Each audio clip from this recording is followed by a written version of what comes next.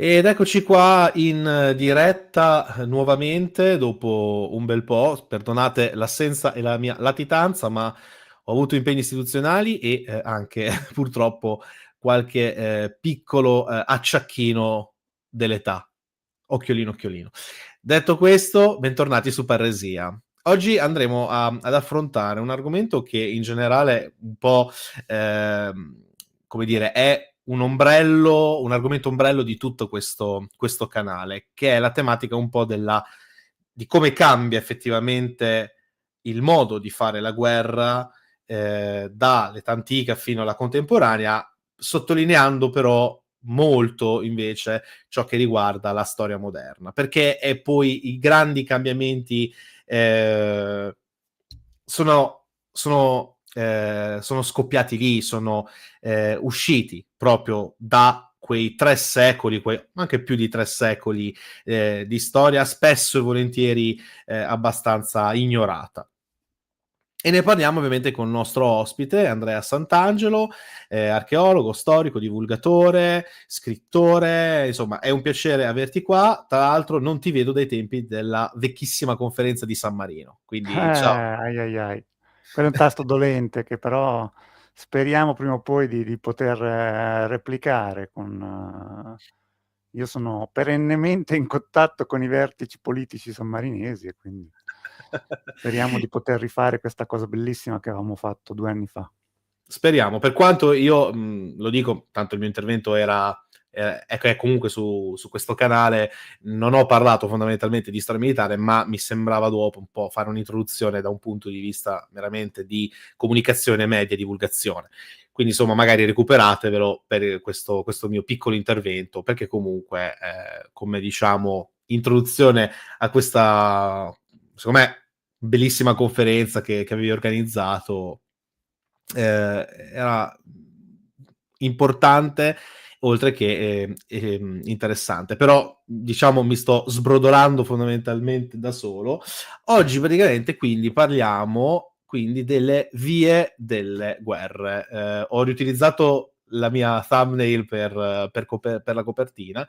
Perché? Perché di fatto la tua ultima fatica che io ho qui e che tu mi hai gentilmente fornito, proprio si intitola Le vie delle guerre per i tipi della Mulino, ed è interessante perché questo libro, che tra parentesi è molto agevole e ne abbiamo parlato anche fuori live, è un libro che di fatto introduce anch'esso fondamentalmente alla materia della storia militare e anche a come cambia il modo di fare la guerra. Mi piace il fatto che giochi su più significati lo stesso titolo, cioè le vie delle guerre da un punto di vista di, possiamo chiamarle dottrine, ma anche le vie della guerra dal punto di vista proprio fisico, cioè geografico, ecco. Sì, sì, nel senso proprio inglese di way, che gioca proprio sul doppio Esattamente. significato. Esattamente. Quindi questa cosa qua è stata, secondo me, molto, molto, molto interessante.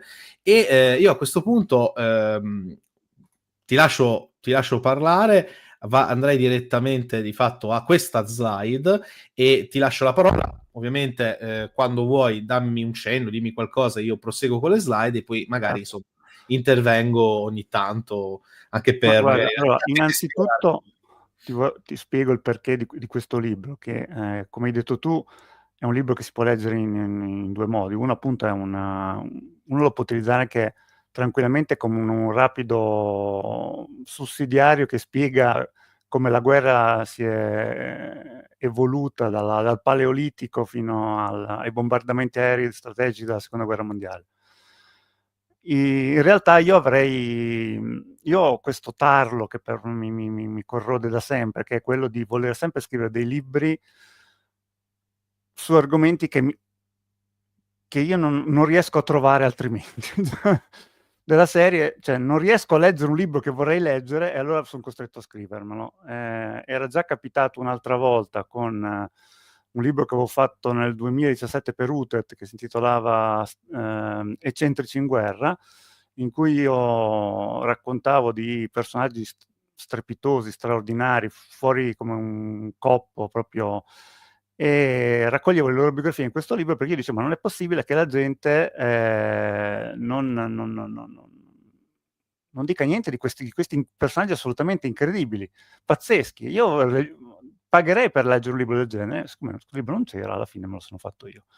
Stessa cosa adesso, io mi sono sempre domandato perché c'è così poca attenzione sugli aspetti culturali della guerra, soprattutto in Italia, mentre qualcosa di più un po' all'estero. E in modo particolare io sono molto ammirato dal lavoro che voi fate in rete, con voi intendo tu e tutti gli altri che divulgate storie su YouTube, perché veramente la storia è la materia negletta per eccellenza a scuola, e quindi il lavoro che voi fate per portare la storia al grande pubblico è veramente un lavoro straordinario, strepitoso. Ma secondo me c'è anche un'altra materia che è negletta ancora di più della storia, che è la geografia. E di geografia purtroppo su YouTube non c'è tanto quanto la storia. Sì, c'è qualche ardito che ci prova, ma secondo me non certo ai livelli della storia.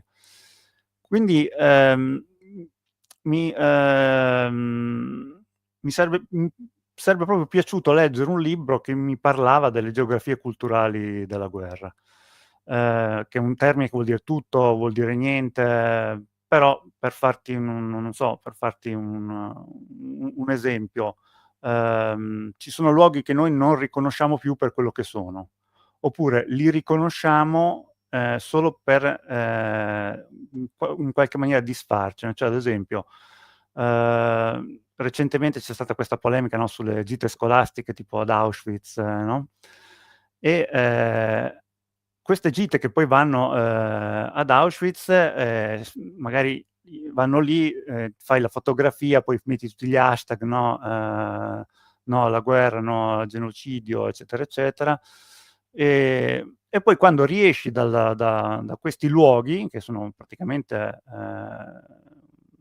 dei luoghi chiusi praticamente, si ritorna alla vita normale, quasi come se avessimo rinchiuso in l'unico luogo lì tutto il male che 80 anni fa è stato fatto. Quindi noi abbiamo in qualche modo segregato geograficamente e connotato geograficamente un luogo, e non rendendocene conto. È quasi come se noi ci lavassimo di ciò che noi, i nostri antenati hanno fatto, semplicemente andandoci in gita, riconoscendo un luogo per quello che era e che quello che adesso invece è diventato quasi un'altra cosa. Quindi No, ma infatti, volevo guarda, mettere... Dimmi. tra l'altro, scusami, intervengo proprio qua, forse un po' in contropiede, perché io ne sto coorganizzando una di queste tipologie di gite, fermo restando che però ci deve essere una preparazione precedente, lavorando a scuola, ovviamente, ci deve essere, e i ragazzi devono capire esattamente cosa stai andando a vedere. Io spesso menziono Polibio, che praticamente diceva che per essere effettivamente uno storico devi, a parte fare anche la carriera militare, ma quella è una cosa a parte, devi, oltre che studiare i luoghi dove sono avvenuti determinati fatti storici, devi anche andare nei luoghi dove sono avvenuti quei determinati fatti storici. Si tratta poi anche di collegamento, di capire anche dove ti trovi, di capire che quel luogo è vivo, però appunto non è un luogo a sé stante. Ecco, come giustamente dicevi te. E qua Sì. mi sembra d'uopo andare oltre e menzionare proprio quello che è scritto qui: i più avvertono il conflitto bellico come strano e lontano nel tempo, qualcosa che colpisce solo altre aree geografiche. Ovviamente l'attualità ne è veramente pregna, e che al massimo inficia la nostra bilancia commerciale. Ma in realtà la guerra si ricorda benissimo degli europei, ne è stata fedele compagna per millenni, e prima o poi tornerà a trovarli in un modo o nell'altro. È stato così pure negli anni 90, quando noi non pensavamo neanche, ecco, che al di là dell'Adriatico ci fosse una serie di guerre, e su questo recuperatevi la serie proprio sulle guerre balcaniche della Biblioteca di Alessandria di Gioele Sasso, e io personalmente, che ero piccolo all'epoca, mi faceva veramente paura. Memore anche del fatto che alle elementari si affrontava tutta la storia fino alla seconda guerra mondiale almeno, e adesso non si fa più. Mm. No, sai, poi io spesso cito, l'avevo citato nel mio libro, che era, mi sembra fosse andare per la linea gotica, citavo un survey della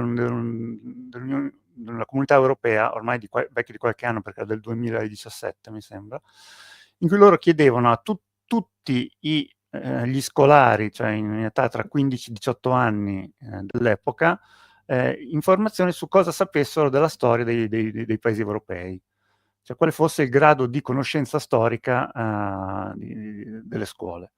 E sono venute fuori delle cose terrificanti, ma la cosa più terrificante di tutti ci riguarda noi italiani, perché è venuto fuori che l'80% degli studenti italiani in età 15-19 anni ignora totalmente che nella seconda guerra mondiale ci sono state delle distruzioni in Italia. Cioè, questa cosa non è... E dire che l'Italia è stata rasa al suolo, benvenino, l'Italia è stata letteralmente arata dalla seconda guerra mondiale. E io oltretutto vengo da Rimini, vengo da una città che è stata distrutta per l'85% del suo elevato dai bombardamenti aerei, quindi per me è una cosa che mi fa male ancora di più questa cosa qui. Perché molto semplicemente noi, dopo la seconda guerra mondiale, chi ci ha parlato fondamentalmente di guerra, e chi ha parlato di guerra alle nuove generazioni, perché noi ricordiamoci che viviamo in un momento del tutto eccezionale nella storia europea, cioè quelle 80 anni di pace non ci sono mai stati, quindi ci sono generazioni proprio che la guerra non ne hanno mai proprio sentito quasi neanche nominare, e quando la sentono nominare perché gli arriva attraverso la grande filmografia di Hollywood, e la filmografia di Hollywood riguarda la guerra che viene combattuta in Normandia, nel Pacifico, in Russia, ma non certo in Italia. In Italia non ci sono film, a parte quella, scusatemi il francesismo, quella boiata di Miracolo a Sant'Anna di Spike Lee, che veramente lasciamo perdere, insomma, però se quello deve essere la linea gotica, cioè è un film praticamente che non c'entra praticamente nulla, solo ambientato nella linea gotica, diciamo così. Ma per il resto anche i videogames, i wargames sono quasi tutti, no, i wargames ci sono ambientati in Italia, ma i videogames, che sono quelli che vanno a impattare maggiormente sul pubblico giovanile, sono quasi tutti, mettiamo Call of Duty, cioè, tu combatti in Normandia, cioè fondamentalmente combatti nel Pacifico, non vieni a combattere in Italia, non vai a sbarcare a Salerno, non vai ad assaltare Rimini nella battaglia di Coriano e Coriano, insomma, quindi Qualche caso c'è stato, tipo Sniper Elite, ma ovviamente è più un contorno che delle vere e proprie operazioni militari. Cioè, ecco, di fatto l'operazione Husky difficile anche che fosse fatto. Invece l'Overlord è molto più come dire, è molto più nazional popolare, forse, ecco, da un punto di vista esatto, anche e soprattutto per la ecco, filmografia infatti, hollywoodiana. per l'appunto, Company of Heroes 3 è ambientato effettivamente in Italia, Ah, anziché ecco, in vedi? America. Ecco, imparo qualcosa. Sì, sono sempre pochi effettivamente quelli Mh. che trattano appunto tematiche belliche nello stivale. Comunque, E quindi, purtroppo c'è questa grosso deficit di conoscenza riguardo alla guerra in Italia. Oltretutto c'è il fatto che noi anche geograficamente ormai molti luoghi non li riconosciamo più come dediti come luoghi di guerra. Ti faccio un esempio, il primo che mi viene in mente: quando andiamo a fare le semplici escursioni domenicali o del weekend, andiamo alla ricerca di luoghi caratteristici molto belli, e quasi sempre in questi luoghi c'è un castello, no, perché il castello è molto bello da andare a visitare, è in posizione dominante, è paesaggisticamente strepitoso, e non ci domandiamo, ad esempio, non sappiamo, proprio lo ignoriamo totalmente, che se andiamo a visitare un castello significa che stiamo visitando un luogo che aveva un senso dal punto di vista militare solo fino al fine del XV secolo. Cioè, perché se quello è rimasto un castello, non si è mai sviluppato in qualcos'altro, cioè in rocca, vuol dire che dalla fine del XV secolo in poi, ma soprattutto dal XVI secolo, le vie della guerra, quelle appunto di cui io parlo, non sono più passate da quel luogo lì. È un luogo che strategicamente non ha avuto più alcuna importanza, perché altrimenti sarebbero diventate delle rocche, cioè gli edifici difensivi sarebbero abbassati e stondati per rispondere alla potenza dei cannoni che nel XVI secolo erano diventati effettivamente delle armi che facevano la differenza. A Ravenna nel 1512, Ravenna nel 1512 è la prima battaglia che viene vinta dall'artiglieria. Prima i cannoni si usavano solo negli assedi, fondamentalmente, e facevano più che altro del gran rumore tirando delle palle di pietra che, insomma, nel 1494 Carlo VIII, re di Francia, adesso non voglio diventare il classico che snocciola cifre e nomi, ma è importante sapere che nel 1494 la discesa in Italia di Carlo VIII scatena un periodo che, come tu ben sai, è un periodo importantissimo come laboratorio della guerra, il cosiddetto periodo delle guerre d'Italia, che dura 59 anni, che dura 65 anni, dal 94 fino al 1559, la pace di Cateau-Cambrésis. In questo periodo i cannoni diventano fondamentali, ma non solo quelli, diventano fondamentali anche le cosiddette artiglierie manesche, cioè le artiglierie che vengono utilizzate dal semplice soldato, dando via a un cortocircuito sociale di cui si parla sempre troppo poco, cioè chi si era addestrato dalla nascita all'arte della guerra, cioè i cavalieri che avevano dominato per secoli l'arte della guerra in Europa, adesso può essere ucciso tranquillamente da un contadino che gli spara un colpo di archibugio, un contadino ignorante, analfabeta, che ha imparato a sparare con l'archibugio in 2 settimane. Quindi c'è una sperequazione impressionante ed è sancisce la nascita dello Stato moderno, perché praticamente i tanti piccoli poteri che erano quelli che i cavalieri controllavano cessano ed è la nascita dello Stato moderno.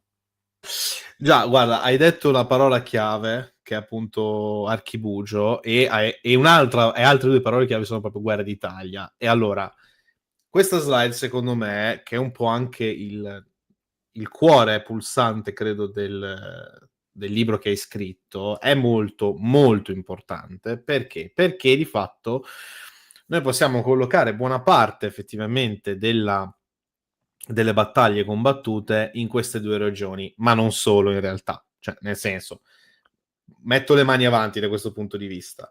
Sicuramente il nord Italia enormemente, specialmente da le guerre d'Italia e poi successivamente anche con Filippo II per tutta la questione del cammino spagnolo e che guarda caso collegava all'altra estremità proprio l'altra Esatto. fondo, cioè le Fiandre. Io aggiungerei pure comunque ovviamente tutto il panorama tedesco, cioè quindi la Baviera, la Germania, comunque tutto ciò che era l'ex Sacro Romano Impero, per non parlare anche di tutta la parte anche dell'Europa orientale, perché comunque la Boemia, la ex Pannonia, per esempio, dato che successivamente ci sarà proprio una slide a riguardo, tutto ciò che riguarda l'Austria, tutto ciò che riguarda ovviamente la Polonia, la Russia, insomma, anche perché lì comunque in quelle zone gravitavano anche regni diciamo non così affini da un punto di vista religioso e confessionale, almeno per la storia moderna all'epoca, cioè quindi l'impero ottomano in primis. Di conseguenza, insomma, secondo me, ecco, questa parte è estremamente interessante e infatti mi ha fatto proprio... È stato proprio questo che ha fatto sì che poi io ti contattassi per dire guarda, facciamo qualcosa su questo tuo libro, perché è molto interessante quello che stai Guarda, dicendo. allora, questa cosa dei 2 luoghi più battaglieri del mondo è una cosa che nasce già nell'Ottocento, addirittura Engels ne scrive a metà dell'Ottocento, perché molti non sanno che il compagno di merende di Marx, Engels, era uno storico militare, si interessava tantissimo di storia militare. e lui aveva fatto tutta una serie di calcoli in cui appunto diceva che la fascia pianeggiante che divide la Francia e il Belgio e la pianura padana erano sicuramente i due luoghi, e lui ancora non aveva conosciuto tutte le guerre, la prima, la seconda guerra mondiale, le guerre che poi faranno il risorgimento italiano. E questi dati però sono stati ripresi da almeno 3 centri di studi importanti, tra cui il Max Planck Institute for History e altri 2 o 3 di cui non mi ricordo, sono dei nomi lunghissimi, che confermano che fondamentalmente hanno calcolato che ci sono state circa 14.700 guerre dalle fonti scritte e archeologiche. Di queste, la gran parte effettivamente, la massima parte sono combattute in Europa, ma i due luoghi che proprio più gli eserciti hanno calpestato e visitato in lungo e in largo, appunto, sono la pianura padana e quella che sta tra la Francia e il Belgio. Come hai detto tu, però, ci sono dei luoghi che magari hanno visto meno guerre, però hanno visto delle guerre in maggiore intensità, quindi, come dicevi tu, le pianure tedesche sono delle pianure che hanno visto dei massacri, delle distruzioni che probabilmente il Belgio e la Francia del Nord con le quali non possono gareggiare. Semplicemente è indicativo del fatto che perché questi luoghi? Perché proprio qui? Perché le vie delle guerre hanno attraversato e quindi più per centinaia, se non migliaia di volte questi luoghi? Ma guarda, perché sono luoghi, innanzitutto, sono luoghi pianeggianti, e già questo è e quindi per gli eserciti, tu devi considerare che gli eserciti fino alla prima guerra mondiale, quando tu parli di un esercito devi sempre pensare che oltre il numero di soldati c'è un numero, il triplo o il quadruplo di animali, di bestie da soma e animali da macello che seguono questi eserciti. Poi ci sono tutto un codazzo di che accompagna gli eserciti, quindi biscazzieri, bari, prostitute, qualsiasi altro tipo di personaggi. E quindi ci sono grandi assembramenti di uomini e animali che hanno bisogno di mangiare, che hanno bisogno di bere, che hanno bisogno insomma, di poter sostentarsi. E farlo in montagna è molto difficile, quindi giusto quei pazzi dei Kaiserschützen, degli alpini italiani e degli Alpenjäger austriaci hanno deciso di combattere sul ghiacciaio della Marmolada, ma per il resto le guerre vengono combattute, sono quasi sempre state combattute nelle pianure. In più, Francia, Belgio e la pianura padana sono luoghi che ricchi proprio materialmente ricchi, cioè con città ricche, quindi quando un esercito va lì va anche per saccheggiare, quindi va un esercito che va proprio a poter fare bottino, come si suol dire. Quindi le città dell'Italia, della pianura padana, sono sempre state città molto, molto ricche, dai comuni medievali insomma, all'impero austro-ungarico con il Veneto, la Lombardia. E lo stessa cosa si può dire per le Fiandre e la Francia. Sono tutti luoghi con città molto, molto, molto, molto ricche, e non è un caso se gli spagnoli hanno combattuto così tanto per cercare di tenersi quelle zone. Quindi questo è il motivo per cui le guerre hanno insistito, motivi materiali. Poi ci sono tutta un'altra serie di motivi che invece sono quelli, chiamiamoli spirituali, cioè, e qui però dovrebbero arrivare tutta una serie di altri interrogativi. Esistono dei popoli più battaglieri degli altri? Esistono dei popoli più bellicosi? Esistono dei popoli che hanno più voglia di rischiare la propria vita rispetto agli altri? Io non credo che, prendendo questi due esempi, i padani siano più... secondo me i padani hanno più subito la guerra che volerla combattere, insomma. però non è escluso. Io ad esempio vengo da una regione, la Romagna, che invece è sempre stata una regione che ha creato delle teste calde mica da poco, perché Guicciardini nel 1531 scrive al Papa dicendo: Santità, per favore, tolga le armi ai romagnoli o qui viene fuori l'ira di Dio. E, Luigi Carlo Farini, prorettore delle Romagne, scrive a Vittorio Emanuele II, quando i piemontesi vogliono fare una riforma militare e impiantare i reggimenti su base regionale, e gli dice: Maestà, per favore, non faccia questa cosa, se fate un reggimento di romagnoli, dopo 15 giorni fanno una sedizione. Quindi non è un caso, appunto, parlando di guerra moderna, che probabilmente il migliore esempio di unità militare dell'epoca, che poi è stata presa a modello dai terzi spagnoli, sia proprio un'unità di romagnoli, cioè quei fanti brisighelli che venivano dalla Valle del Lamone, che è la valle che sta sopra Faenza, e che sono fondamentalmente alla base dello sviluppo del combattimento di fanteria modulare, cioè gente che sapeva combattere sia in area urbana che prendere le picche e affrontarti sul campo di battaglia, come andava all'epoca secondo il modo svizzero e l'anzichenecco.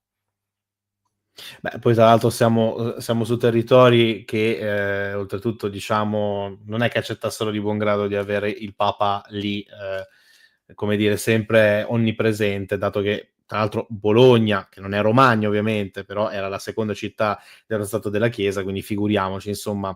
Ancora adesso, sotto sotto c'è questo piccolo attrito, che poi contraddistingue, guarda caso, oltretutto, romagnoli e marchigiani, però adesso stiamo entrando in un argomento talmente ampio. Ma lì facciamo bene a volergli male, perché loro erano quelli che ritiravano le tasse per conto del Papa, quindi... C'è tutta sta storiella che veramente io ogni volta che la sento mi viene da ridere, perché secondo me è abbastanza becera. Però a prescindere da questo, ecco, magari facciamo un piccolo passo all'indietro e poi torniamo, ecco, sulla storia moderna, e forse parlare un attimo di Limes Romano sarebbe il caso, non credi?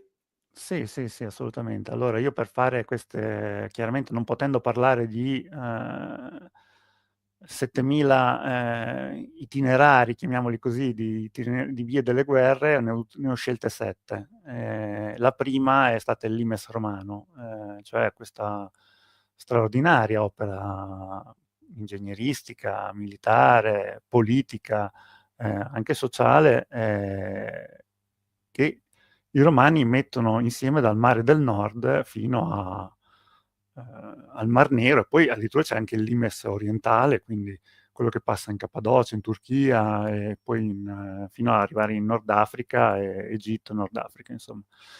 E è un'opera veramente impressionante. E noi tendiamo a credere, oggigiorno, quando parliamo di Limes, mh, che sia un'opera difensiva nata proprio per difendersi, cosa che non è assolutamente vera. Nessun romano ha mai deciso: ecco, adesso ci fermiamo qui, e da qui non passerà più nessuno. Semplicemente i romani erano degli ottimi militari, degli ottimi ingegneri. Ricordiamoci che i legionari erano fondamentalmente dei ingegneri, erano dei costruttori, erano tutta la grande rete viaria che innerva l'impero romano è stata costruita dai legionari. I ponti, loro costruivano i ponti, addirittura molti anfiteatri sono stati costruiti dai legionari, quindi erano veramente prima che dei soldati di fanteria, erano dei ingegneri incredibili. E costruivano appunto queste opere difensive che avevano un doppio valore, sia difensivo che offensivo, nel senso che dovevano veicolare, concentrare le truppe per poter poi utilizzarli come basi di partenza per operazioni offensive, un po' come nel caso appunto della Fossa Drusi. E qui veniamo appunto a questo straordinario personaggio di cui si parla sempre pochissimo, cioè Druso Maggiore, uno dei più grandi, secondo me, generali romani, ma purtroppo muore molto giovane, quindi fa in tempo però a costruire tantissime installazioni militari romane che poi si svilupperanno e diventeranno delle città, perché il limes è un incredibile limo come quello del Nilo che rende fertile la, la zona dove si ferma, cioè il fenomeno delle canabe. Cosa sono le canabe? Cioè, dove i romani costruivano un forte, dove si fermavano a costruire un forte, e dove il forte non era un forte temporaneo, ma un forte fisso, permanente, nel giro di poco tempo, attorno all'edificio militare, iniziava a venire su una piccola area civile con tutto quel genere di persone di cui ti parlavo prima, che fin dall'antichità circondavano gli eserciti, quindi locandieri, osti, artigiani, bari, biscazzieri, prostitute, e anche molto spesso le famiglie degli stessi legionari che non potevano, diciamo, le famiglie che loro non potrebbero aver avuto, perché fino a un certo momento non potevano sposarsi e mettere su figli, ma la gran parte di loro ce li aveva e quindi questi stavano nascosti e stavano in queste canabe, insomma, e seguivano passo passo dove andava la legione. Quindi si cominciano a sviluppare delle città, dei centri urbani. Bonn, futura capitale della Germania, è uno di questi, ma sono tantissime le città tedesche che nascono proprio, Francoforte, sono tantissime, Vienna. È veramente un modo di, diciamo così, alla base della nascita della futura Europa.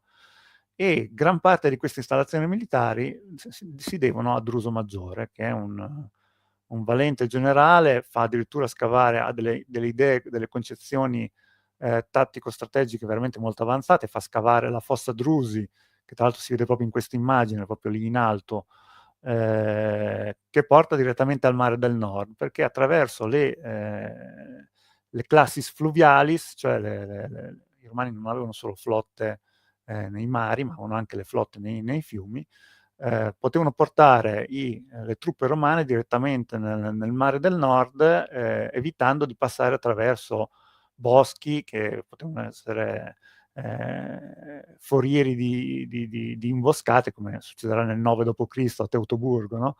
Quindi Druso è veramente un personaggio fratello di Tiberio, con il quale si dividono tranquillamente il comando di varie operazioni. Loro sconfiggono tantissimi di questi popoli tedeschi utilizzando quella che parecchi secoli dopo il colonnello Hannibal Smith dell'A-Team avrebbe definito una manovra tenaglia sul cuore stesso del nemico.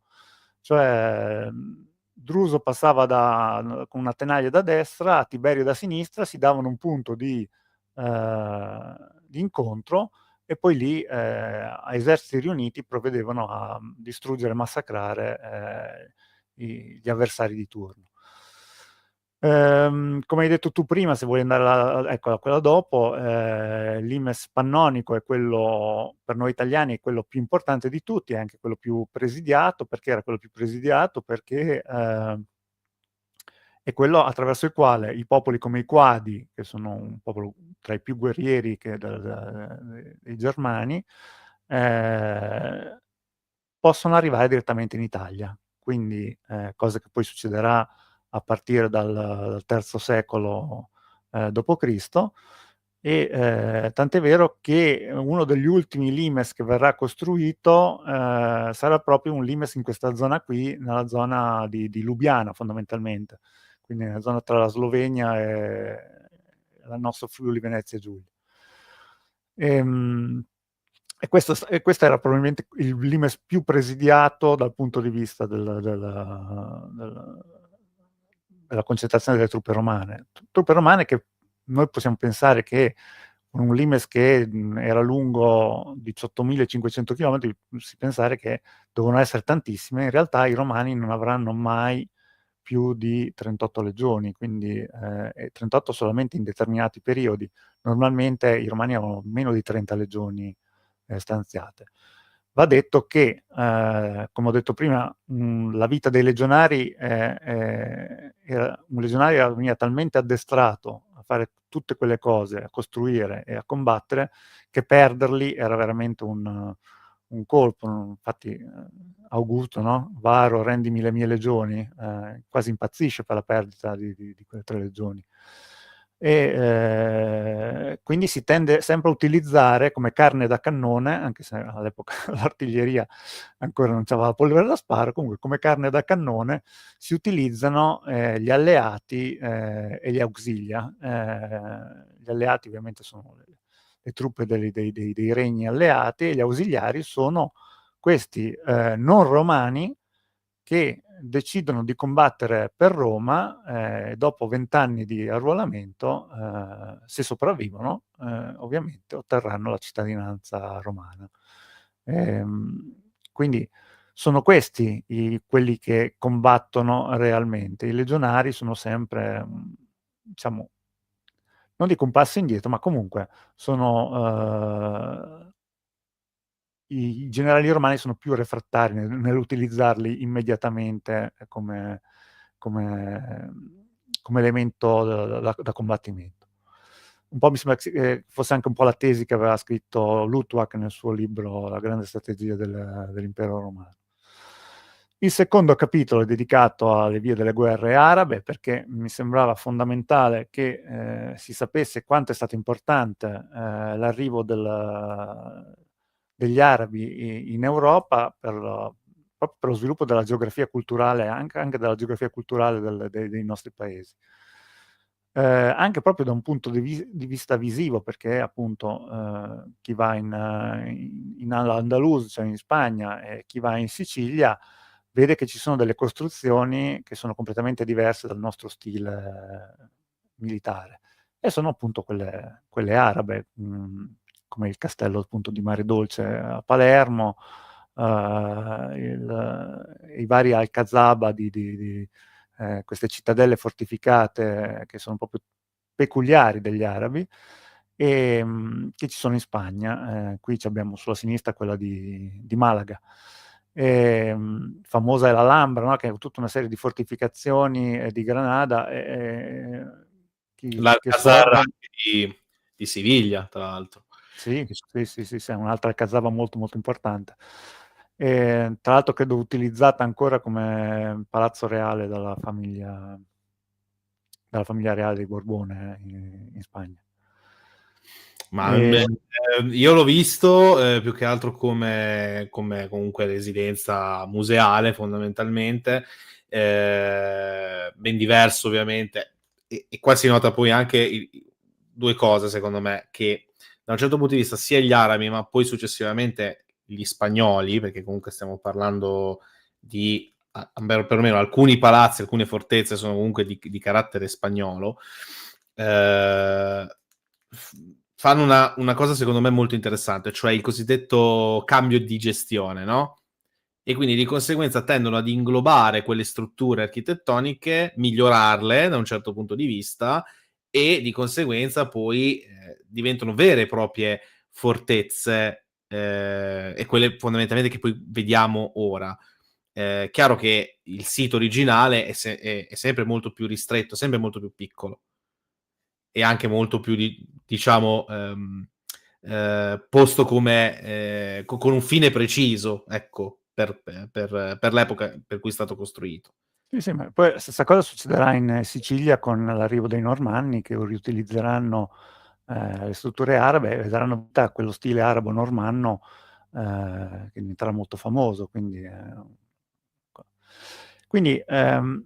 mi sembrava giusto appunto parlare degli arabi, del modo di combattere degli arabi, che è un modo di combattere molto diverso da quello occidentale, molto più basato sulla rapidità nei combattimenti, sulla cavalleria leggera, sull'utilizzo degli arcieri a cavallo, insomma tutta una serie di cose che è importante conoscere, e così come è importante conoscere il fatto che le incursioni dei pirati, prima arabi, poi barbareschi, poi ottomani, hanno creato anche da un punto di vista visivo un aspetto molto particolare e peculiare dell'Italia. L'Italia è l'unico paese al mondo le cui coste sono letteralmente presidiate da torri di avvistamento costiere. E il fatto che noi non ce ne accorgiamo più è proprio quelle cose che ti dicevo prima all'inizio della nostra presentazione. Non riusciamo più a riconoscere anche queste torri di avvistamento costiero che, bada bene, ci sono ancora tutte. E dove non ci sono è rimasto, se non altro, il toponimo. Ad esempio nel Salento c'è Torre dell'Orso, dove non c'è più la torre, ma il toponimo è rimasto. Qui nel Riminese c'è Torre Pedrera, dove non c'è più la torre, ma la torre è rimasta. Ma per il resto le torri sono ancora tutte lì, solo che sono diventate capitanerie di porto, piccoli musei, ehm, ville private, e quindi non sono state letteralmente inglobate nel territorio, e noi non le leggiamo più per quello che sono. E invece queste hanno rappresentato un momento molto importante della storia italiana. Si parlava appunto prima del XVI-XVII secolo, dell'epoca moderna. È uno sviluppo edilizio impressionante lungo tutte le coste dell'Italia, e bada bene che l'Italia, se vuoi andare sì, alla slide dopo, bada bene che l'Italia all'epoca è un'Italia, non è un'Italia unita sotto un'unica potenza.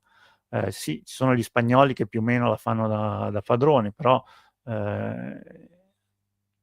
ci sono luoghi dove gli spagnoli non comandano, eppure ci si mette tutti d'accordo per costruire queste torri. Questa è la torre che c'è a Bellaria, chiamata Torre del Saraceno, ed è questa torre del fine XVI secolo, ehm, che praticamente adesso è leggermente staccata dal mare, perché nel tempo la linea di costa si è leggermente spostata in avanti, però come vedete è ancora perfettamente. Adesso dentro c'è un museo delle conchiglie, quindi una cosa che non, non c'entra niente con la sua funzione primaria. E, Guarda, io prima di passare, ovviamente, perché adesso stiamo entrando proprio a piè nell'epoca pari moderna, sì. in epoca moderna, e quindi io sono molto felice, e come dice il mio collega Mardegan, siamo nella parte giusta della cronologia. Allora, io vi consiglio a questo punto, tra gli altri, di leggervi questa serie di volumi. È stato pubblicato solo il primo, eh, curatore e autore Emiliano Beri, Lezioni di storia militare. Questo primo volume ovviamente tratta di dalla Grecia antica, insomma, fino alla fine, ecco, del Medioevo, quindi antichità e Medioevo, però diciamo che lo scopo è arrivare fino appunto alla Seconda Guerra Mondiale. Pare che nel 2026 uscirà, ecco, appunto, quello sulla storia moderna. Io infatti non vedo l'ora di prenderlo, comprarlo e leggermelo. E quindi di conseguenza, insomma, entriamo fondamentalmente all'interno, ecco, della storia moderna, per l'appunto. Cambiano, come si vede, appunto, le fortezze, si ingrandiscono, vengono abbassate anche le mura e ingrossate, però dal punto di vista dello spessore, proprio per quello che dicevi te, no? Cioè evitare, o meglio, resistere al cannoneggiamento costante. Esatto, E di questo è fatto, il primo esempio. mhm. Qui siamo addirittura, non siamo ancora nel XVI secolo, qui siamo alla fine del XV, e siamo a Sasso Corvaro, in provincia di Pesaro Urbino, e questa è la rocca di Sasso Corvaro, costruita da, se vogliamo, forse il primo grande architetto militare italiano di questo periodo, che è Francesco di Giorgio Martini. E tra l'altro questa rocca ha una particolarità, adesso da qui non si vede benissimo, comunque è fatta a forma di tartaruga. E diciamo che è più quasi un gioco di Francesco di Giorgio Martini per far contenti appunto i Montefeltro, che erano i datori del lavoro, ma ancora non ha l'aspetto di quelle che poi diventeranno le roccaforti poi del secolo successivo, in cui la farà da padrona non soltanto il cercare di non subire troppi colpi dall'artiglieria che ti assedia, ma colpire tu stesso con i tuoi cannoni gli assedianti. Quindi saranno rocche che faranno delle piazzole di artiglierie proprio un'arte vera e propria. E, questo ancora è, diciamo, un primo parziale stondamento e abbassamento di quello che era un castello del secolo precedente. Andiamo avanti. Sì, io Ecco, però c'è una domanda da parte di un ascoltatore, è una curiosità. mhm. Quanto tempo ci voleva costruire delle torri del genere? Se Allora, tu dipende sai. sempre dai soldi che hai, dalla manodopera che hai. Allora, io ho letto dei documenti sia in area riminese che in area delle Cinque Terre, che sono luoghi dove io ho lavorato, e per costruire una torre dotata anche di cannoni, quindi di feritoie per le artiglierie, nella migliore delle ipotesi ci volevano tipo 6-7 mesi, ma dovevi avere un bel po' di manovalanza e di soldi per costruirla. In realtà sappiamo ci sono anche delle torri che ci sono voluti un paio d'anni prima di poter... e poi le torri in realtà non finivano mai di essere, cioè, di essere rimesse a posto e innovate. Molto spesso erano delle torri costruite in fretta, appunto, e quindi avevano bisogno di essere rifatte da capo. E ci sono anche delle torri, una cosa molto divertente che avevo trovato alle Cinque Terre, di questa torre, dice il provveditore a questa torre, che scrive ai genovesi, che erano appunto quelli che pagavano da Genova per costruire questa torre, e gli diceva: noi la torre l'abbiamo costruita, ma con cosa la difendiamo? Non abbiamo né un fucile, non abbiamo un cannone, non abbiamo niente. E allora c'è questa colletta della popolazione del borgo di Rio Maggiore che cercano di avere dei soldi per avere delle armi. Allora, alcune armi chiaramente vengono trovate in tempi brevi, però il cannone è difficile trovare un cannone, quindi e ci riescono solamente dopo 1 anno e mezzo, quando lui scrive di nuovo, fa: abbiamo finalmente il cannone. Certo non è un gran cannone, dice, siamo riusciti a trovare quel che potevamo, è un vecchio cannone qui ci troviamo nel 1600, mi sembra, e 30, è un vecchio cannone del 1400 e qualcosa, però insomma adesso abbiamo il cannone, e quindi erano tutti contenti, e dice che la popolazione, perché quando è arrivato sto cannone, ha fatto gran festa, quindi penso che da buoni italiani abbiamo anche fatto una bella mangiata con una tavolata, insomma. Però ecco, poi inizia, ecco qua ne abbiamo un esempio, inizia sempre di più comunque a prospettarsi ciò che viene chiamato le fortificazioni alla moderna o Tras all'italienne, no, cioè Eh. gli italiani qua diventano maestri fondamentalmente, specialmente per resistere in qualche modo agli assedi. Dimmi poi se sbaglio. Addirittura sì, addirittura allora, nascono tutta una serie di autentiche genealogie di ingegneri militari, pensiamo ai da Sangallo, quindi Antonio, Giuliano il Vecchio, Giuliano il Giovane da Sangallo, poi Arturo Sammicheli, che è quello che praticamente fortifica mezzo Veneto, cioè tra Venezia e Verona fa tutto lui, quindi con degli autentici capolavori dell'arte militare dell'epoca. Non scordiamoci che oltretutto nell'immagine di prima c'era anche il forte Michelangelo a Civitavecchia, quindi appunto quelli che noi pensiamo che siano degli artisti, nella nostra concezione dell'artista, l'artista oggigiorno è fondamentalmente un pacifista, uno che fa della sua arte un ponte per unire popoli attraverso il suo canto, i suoi libri, ma gli artisti dell'epoca non sono quello, sono tutt'altro. Cioè, Leonardo da Vinci era un ingegnere militare, non era un pittore, poi chiaramente dipingeva dei quadri ed è famoso per la Gioconda, per altre cose, ma lui era un creatore di macchine belliche, e soprattutto è stato l'ingegnere militare di Cesare Borgia.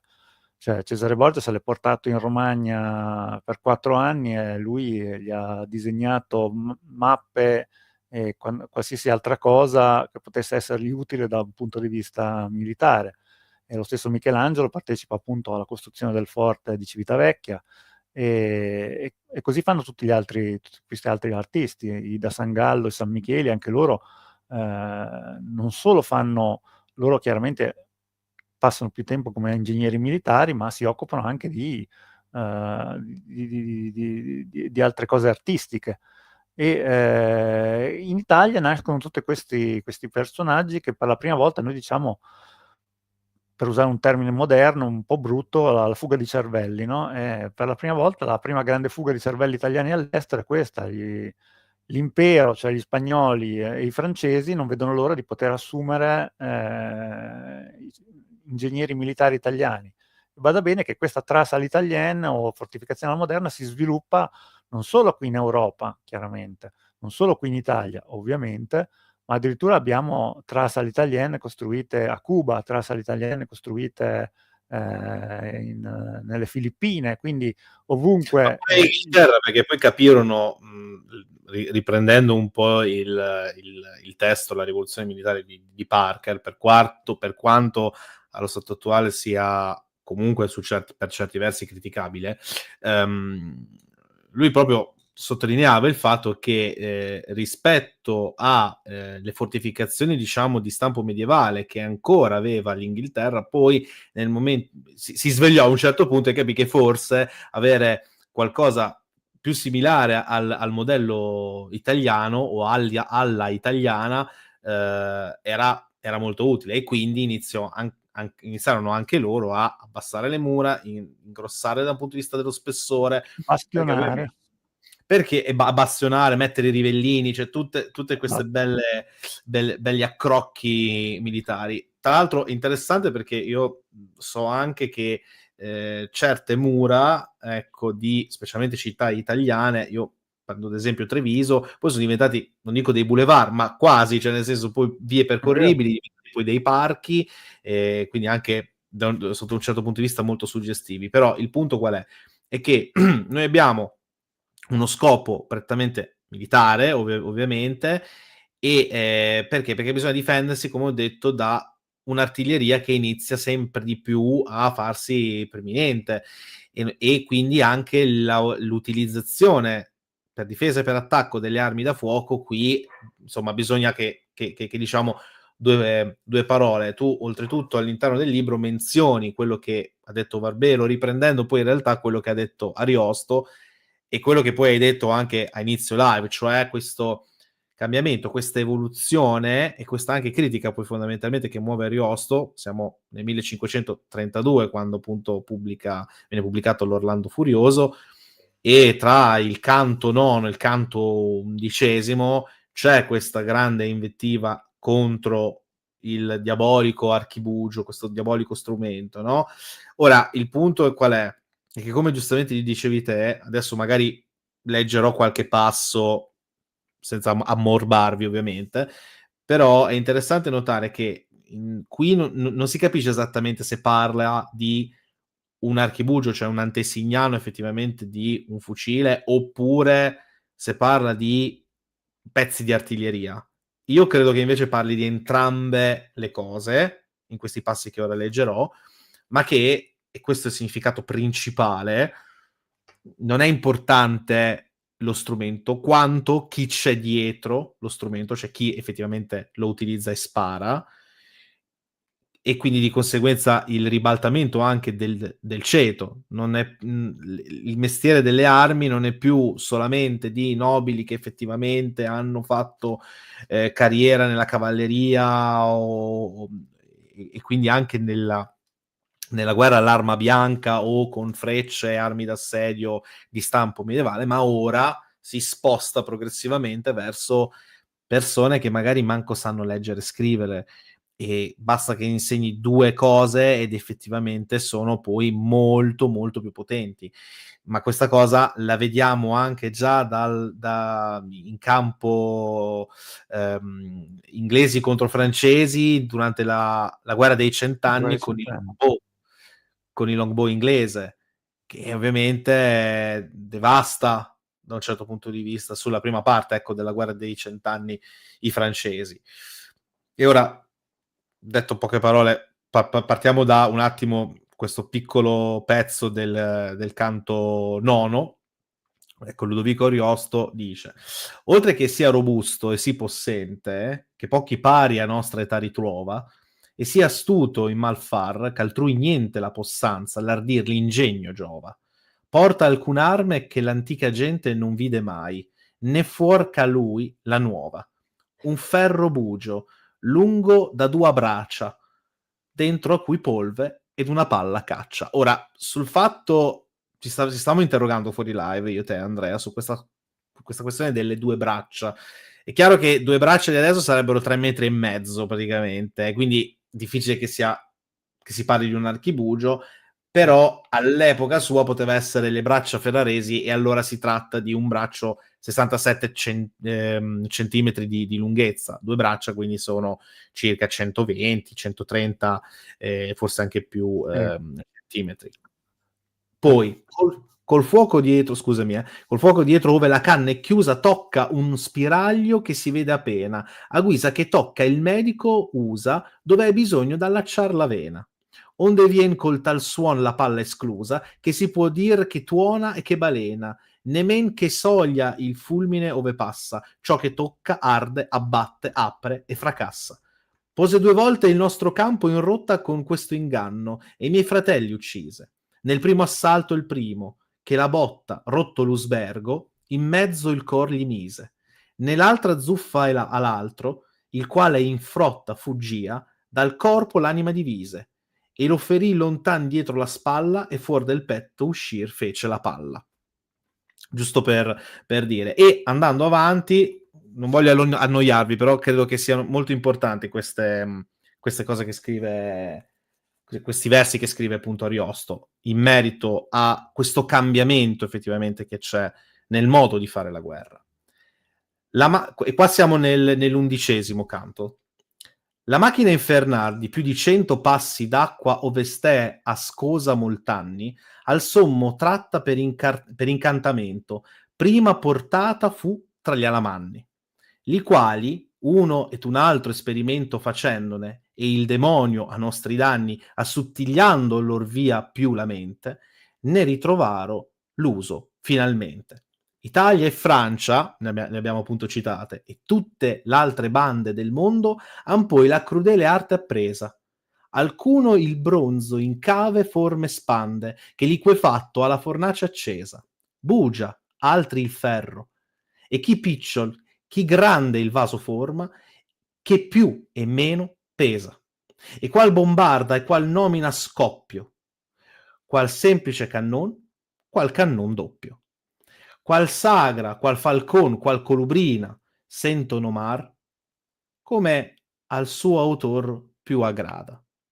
Che il ferro spezza e i marmi apre e ruina, e ovunque passa si fa dar la strada. Rendi, mise soldato alla fucina, per tutte l'arme cai, fino alla spada, e in spalla uno scoppio o un arcobugio prendi, che senza, io so, non toccherai stipendi. Come trovasti, o scelerata e brutta invenzion mai loco in uman core? Per te la militar gloria è distrutta, per te il mestier dell'arma è senza onore, per te è il valore e la virtù ridotta, che spesso par del buono il rio migliore, non più la gagliardia, non più l'ardire, per te può in campo al paragon venire. Qua chiudo, così non vi annoio ulteriormente. Però vi fa capire come effettivamente c'è questa traslazione, c'è questo cambiamento, c'è questa non rivoluzione, ma evoluzione nel campo militare della guerra. Prego, Andrea. Sai, cioè devi considerare che effettivamente questo noi veniamo, soprattutto noi in Italia, appunto, diciamo l'Italia laboratorio della nuova guerra, no? Noi in Italia veniamo da una tradizione che è quella dei condottieri, dei capitani di ventura.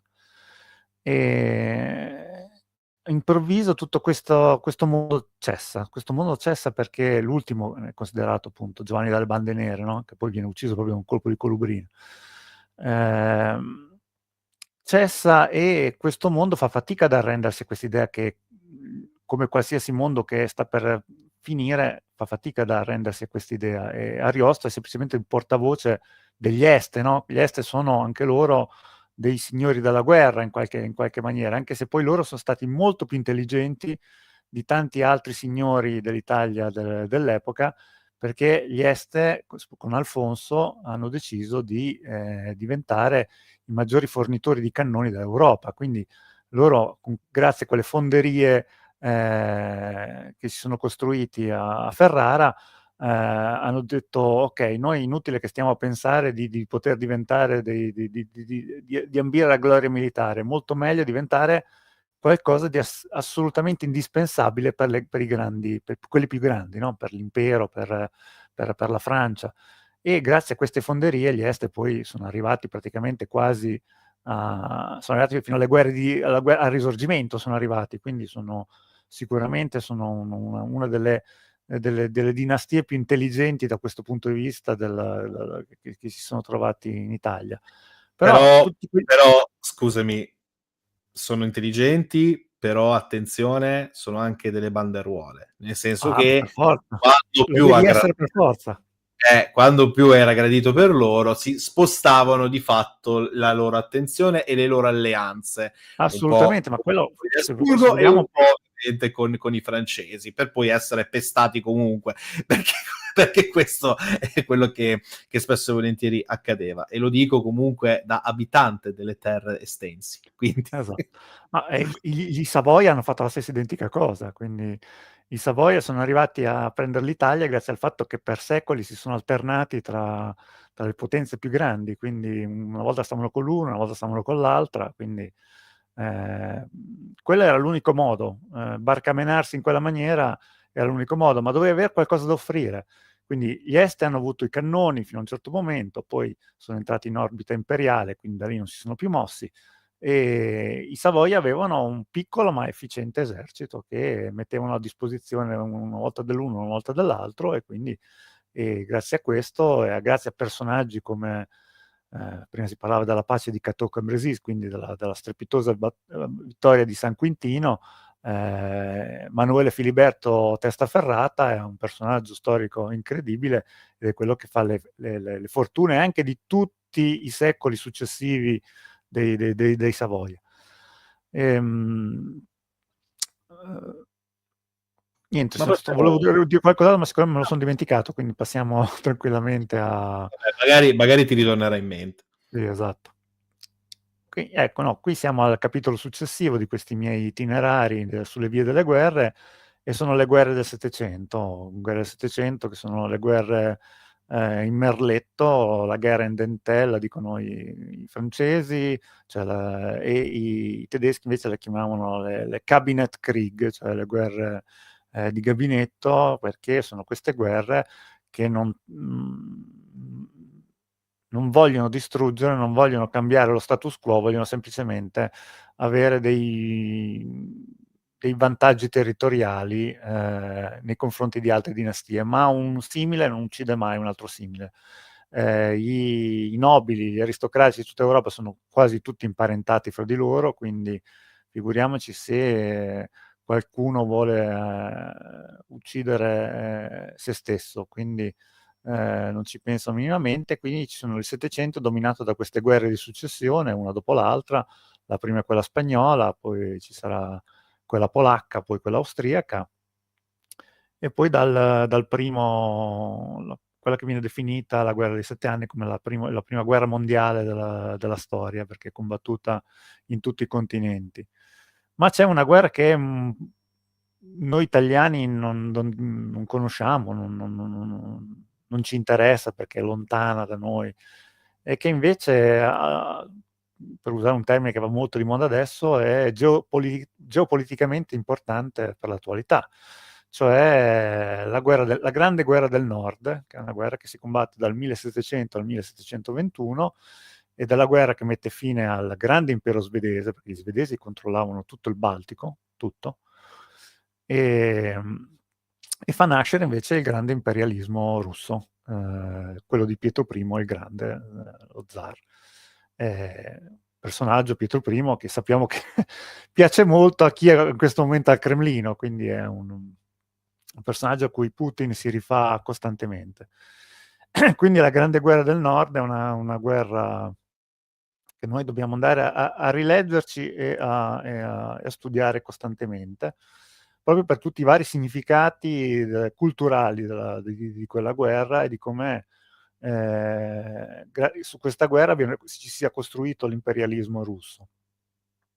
Qui nell'immagine vediamo Carlo XII che era giovanissimo quando entra in guerra, lui aveva 15 anni e si ritrova a dover combattere contro i danesi, i russi, i polacchi, tutti insieme. E riesce a sconfiggerli praticamente tutti, e poi si lancia in questa prima invasione della Russia, la prima delle tre grandi invasioni della Russia, che invece si risolverà poi con una catastrofe, come anche le due seguenti.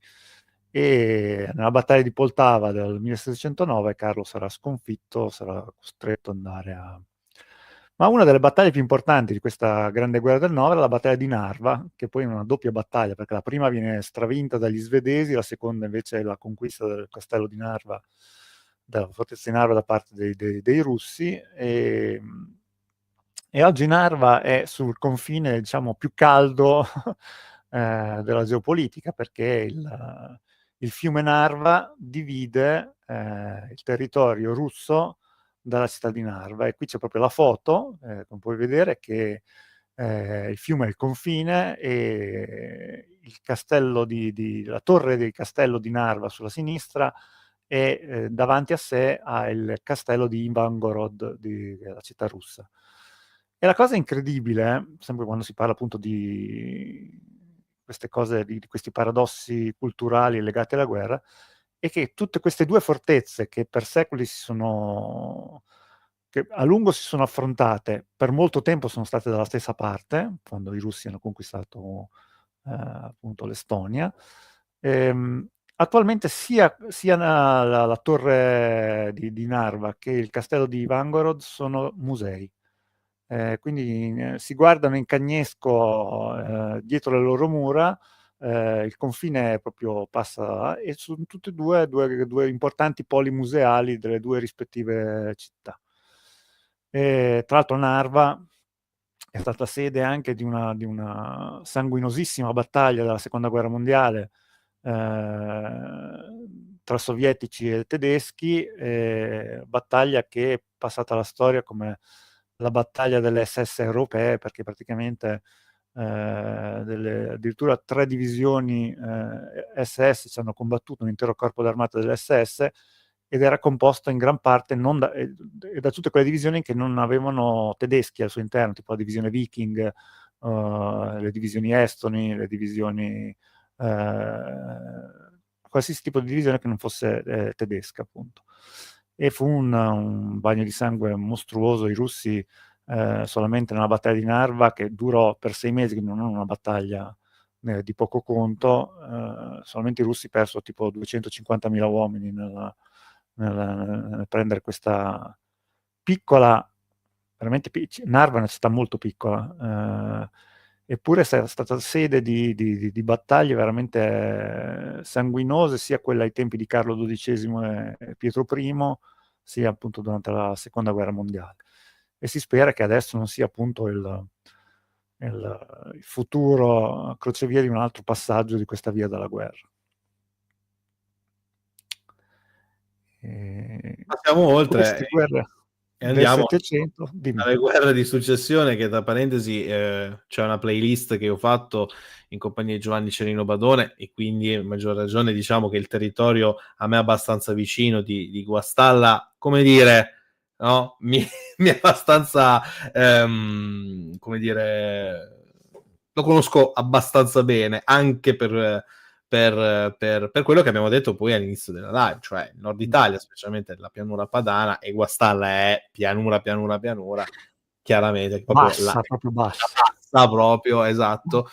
È stato teatro ovviamente di scontri ripetuti tra eserciti, anche perché quelle zone, compreso poi Mantova stesso, erano un hub molto importante da un punto di vista militare. Prego, Andrea. Assolutamente sì. C'è il Po, quindi il Po è una via d'acqua, e come via d'acqua garantisce il passaggio di rifornimenti in maniera costante, quindi controllare il Po è sempre stato un must. E la cosa che mi ha sempre fatto sorridere, tra l'altro la battaglia di Guastalla è stato il mio primo libro nel lontano 2003, quindi è stato proprio il mio primo amore dal punto di vista della storia militare. Guastalla è una, diciamo, forse è la battaglia più importante della guerra di successione polacca. E uno dice, ma perché combatti a Guastalla, nella pianura padana, la guerra di successione polacca? Come dicevamo, appunto, tutta Europa era, alla fine, tutti prendevano parte, chi contro, chi a favore dei vari schieramenti che sostenevano i vari pretendenti al trono di Polonia, quindi alla fin fine però si combatteva sempre, come abbiamo detto prima, in certi punti, e la pianura padana era sempre uno dei luoghi preferiti degli eserciti per passarci sopra e distruggere tutto quello che trovavano. Questa è una cartina di questa battaglia, che è una battaglia d'incontro, una battaglia nata per...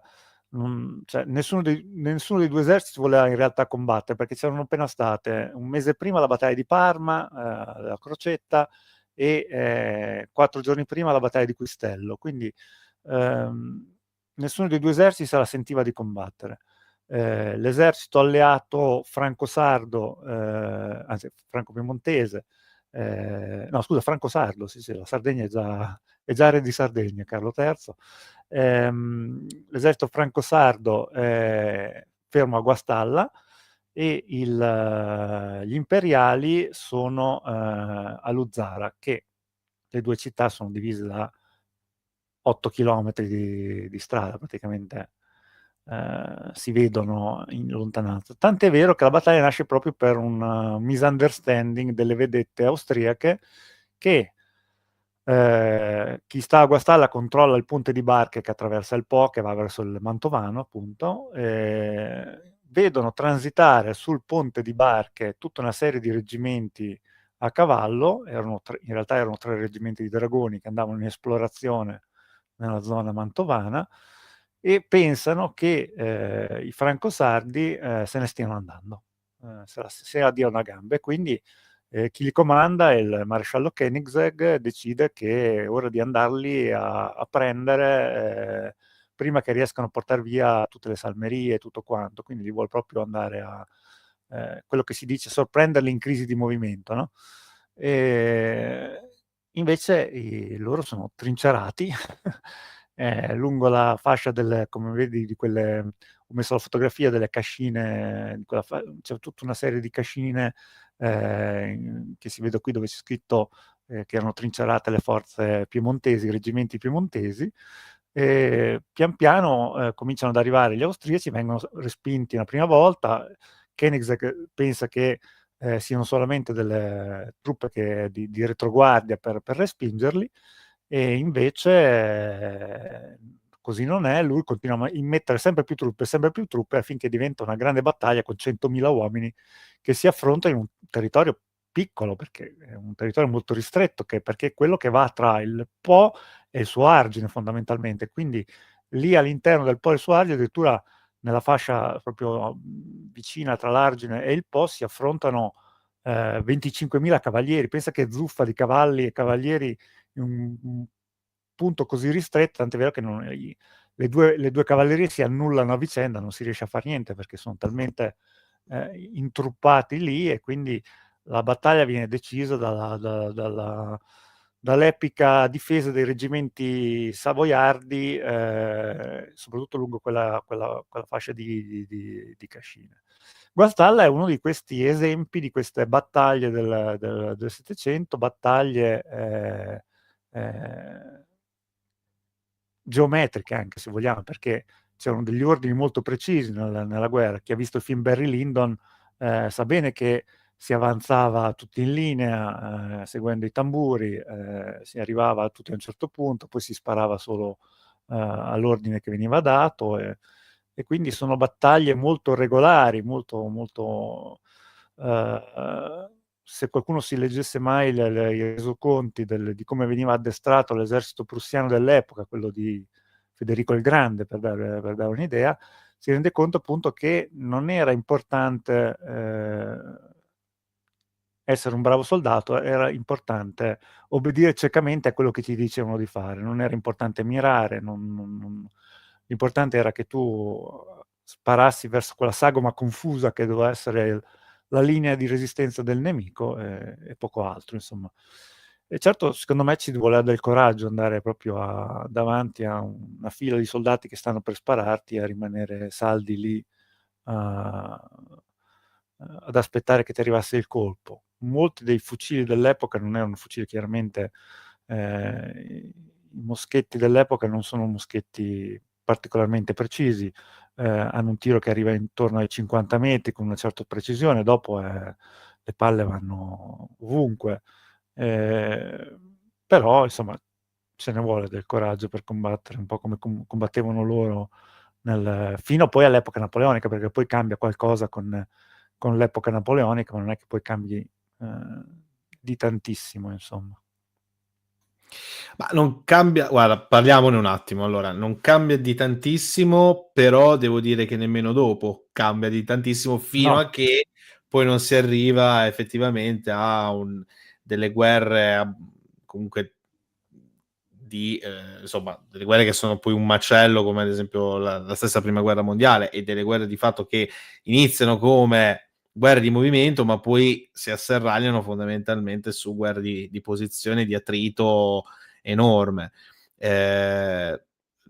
Su questa cosa abbiamo anche su il fatto che le strategie effettivamente di battaglia napoleoniche e la stessa tecnologia che era poi coeva a Napoleone si protrarrà nel tempo, ne abbiamo già parlato con altri esperti, tra cui anche, dato che ci stai seguendo, Marco Bognardi, persino durante la guerra di secessione americana, e non solo, eh, e solamente nel secondo Ottocento, degli anni 70 e 80 dell'Ottocento, poi anche le innovazioni, anche, non solo, ma anche le innovazioni tecnologiche belliche, pure degli stessi moschetti, la stessa utilizzazione non più della polvere nera, ma la traslazione verso polveri che insomma non danno tutto questo fumo, che non si vede più niente. Il meccanismo anche dello sparo ad ago, cioè l'innesco ad ago, specialmente in campo prussiano, ecco. Sono innovazioni che poi anche cambiarono un po' le sorti della battaglia, ma una cosa interessante è che la tecnologia da sola non funziona se non ci sono delle menti dietro che effettivamente la sanno usare. E tra parentesi, la tecnologia è replicabile da parte di tutti gli eserciti. Una volta che trovi l'innovazione, bene, allora l'altro esercito la vuole. Quindi è una cosa che lo vediamo pure adesso, in verità. Prego, Andrea. sì, sì, assolutamente. Tra l'altro Napoleone non è mai stato un particolare amante della tecnologia, lui proprio non era una cosa che lo interessasse particolarmente.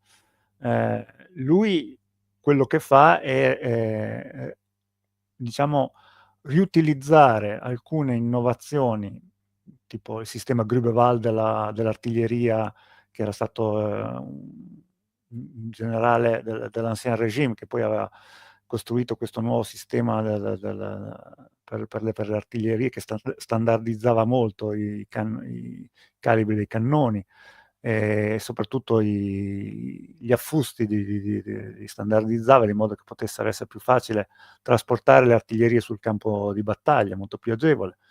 Utilizza queste cose e lui quello che dà di suo è la creazione di questi straordinari modi di combattere, che è l'utilizzo dei corpi d'armata. Quindi per la prima volta nasce un sistema di combattimento basato su delle unità forti abbastanza da poter resistere se incontrano il grosso del nemico, veloci da poter marciare separatamente rispetto al resto degli eserciti, di modo che potessero e marciavano sempre, diciamo, mai a distanza di un giorno l'uno dall'altro, quindi gli altri corpi d'armata potevano tranquillamente intervenire in soccorso e in questa maniera lui ha una capacità tattica di manovra infinitamente superiore ai corpi d'armata. Il grande vantaggio di questi corpi d'armata è che riunivano al loro interno sia l'artiglieria che la cavalleria, che la fanteria, quindi c'erano tutte le armi rappresentate all'interno di questi corpi d'armata. Ciò gli dava una capacità, un'autonomia tattica notevolissima, tant'è vero che appunto lui poi li utilizza, lui e soprattutto quello straordinario Stato Maggiore creato dal maresciallo Berthier, con la topografia e le carte geografiche di cui lui era veramente un grandissimo lettore e utilizzatore. E grazie appunto a questo strapotere geografico, chiamiamolo così, di Berthier e dei suoi uomini, questi carpi d'armata si muovevano sul territorio con una facilità e una dimestichezza impressionante. Tant'è vero che ci sono, famosissima sarà la manovra che porterà alla resa della piazzaforte di Ulm, in cui praticamente non verrà sparato praticamente neanche un colpo, e questa piazzaforte con oltre 40.000 uomini al suo interno si arrenderà perché verrà circondata completamente, solo manovrando, da tutti questi corpi d'armata francesi. La cosa incredibile proprio di questa cosa qui è che qualche settimana dopo Napoleone avrà la sua incredibile vittoria di Austerlitz, e una vittoria che Napoleone stabilisce leggendo una carta geografica e dicendo: tra un mese io combatterò qui e qui sconfiggerò i miei nemici. E i suoi nemici si comportano esattamente come lui aveva predetto e come lui voleva, anche nello stesso giorno appunto della battaglia di Austerlitz, e qui siamo a livelli praticamente ancora maggiori di Annibale a canne, quando fa fare ai Romani esattamente quello che vuole, perché Annibale lo decide in giornata quello che fa. Napoleone l'ha deciso un mese prima che avrebbe vinto ad Austerlitz, e qui siamo proprio a un livello di capacità strategica e predittiva impressionante. Ecco, questo è il grande genio, quello che Dupuy diceva, il genio della guerra, no? Quindi questo è proprio Senti, parlando di Napoleone dobbiamo per forza parlare anche di artiglieria, e c'è una domanda di Vincenzo che chiede: i terrapieni come fortificazione non vanno sottovalutati, giusto? Visto che le cannonate vengono assorbite e non si smuove un granché. Assolutamente, a partire dal XVI secolo, dalla fine del XVI, i terrapieni sono delle opere difensive campali che vengono utilizzate tantissimo. La battaglia di Borodino, che è una battaglia che viene combattuta in campagna, Borodino non è una città che viene assaltata, i russi hanno queste ridotte che sono dei terrapieni, quindi su questi terrapieni si vanno a schiantare le bombe delle artiglierie dei francesi, quindi i terrapieni assumeranno sempre maggiore e maggiore importanza da un punto di vista militare, proprio perché li puoi ricostruire facilmente, mentre tirare su un muro di mattoni ce ne vuole. Con un muro di terra è molto più facile. È chiaro che è anche abbastanza più facile tirarlo giù, ma comunque è innegabile il vantaggio del costruire un terrapieno. Adesso, dato che abbiamo parlato anche di terrapieni, forse è anche il caso a questo punto di fare un salto anche abbastanza grosso in avanti, per parlare appunto dato che già l'avevo menzionato, delle guerre di trincea. Trincea che, attenzione, non sono una grande novità in verità. Le Perché trincee e esistono mi fa dall'antichità. piacere che tu questa cosa la sottolinei nel libro, ecco. Spiegamolo un Sì, sì. attimo. Le trincee non nascono nella Grande Guerra, le trincee nascono nell'antichità, nascono negli assedi alle città dell'antichità. Già Alessandro Magno ha utilizzato trincee per avvicinarsi alle città che assediava, quindi i romani utilizzavano trincee, quindi ehm, e anche durante il Medioevo sono state utilizzate trincee, e la trincea però era un modo di combattere appunto che era relativo solo agli assedi. Trincee scavate nel terreno durante operazioni nel territorio, operazioni campali, non ce n'erano. Le prime probabilmente sono queste qui che compaiono durante la secessione americana, e poi vengono replicate anche nella guerra russo-giapponese, quella del 1905, e stranamente nessuno se n'è accorto, dei comandanti militari, dei pensatori militari, nessuno si è accorto che la nuova potenza delle armi da fuoco avrebbe portato a un utilizzo della trincea come luogo di salvezza per il povero Fante. E quando si arriva alla Grande Guerra, tutti sono convinti ancora che ci sarà soltanto una guerra di manovra, proprio come le guerre napoleoniche, no? Quindi cavalleria, fanteria, eccetera, eccetera. Tant'è vero che molti nel 1914 scendono in guerra cantando, convinti che sia una cosa tutto sommato breve. Oltretutto si veniva da un periodo, quello della Belle Époque, in cui in Europa dopo il 1870 non c'erano stati altri combattimenti, quindi era un periodo di pace, quindi tutti convinti che forse una bella guerra, tutto sommato, ci sarebbe stata bene. E quindi vanno alla guerra cantando, non sapendo che si stanno andando di fronte a uno shock culturale e fisico pazzesco, perché la Grande Guerra è veramente uno spartiacque. Non a caso si chiama Grande Guerra, proprio perché nessuno si aspettava che potesse diventare un conflitto così ampio e un conflitto così distruttivo. Nessuno pensava che tutte quelle artiglierie, soprattutto quelle mitragliatrici, potessero avere una capacità di uccisione così alta. E soprattutto nessuno pensava che il terrificante binomio tra la mitragliatrice e il reticolato e la trincea potesse essere così devastante. Sono, diciamo, Il reticolato tu lo spieghi anche nel libro, il reticolato e anche il filo spinato sono anche facilmente sostituibili una volta esatto, che vengono distrutti. tranciati, e dall'altra parte ovviamente viene modificato anche l'equipaggiamento dello stesso soldato proprio per tranciare questi, questi fili che impedivano per l'appunto il passaggio, e ovviamente con tutto poi l'aspetto che riguarda il PTSD, la paura anche di essere, come dire, aggrovigliati all'interno di queste di Guarda che questi la di cosa questi fili. incredibile, che per noi adesso sembra veramente inconcepibile, è che ci vogliono circa 3 anni per tirar fuori le prime soluzioni per andare oltre questo reticolato.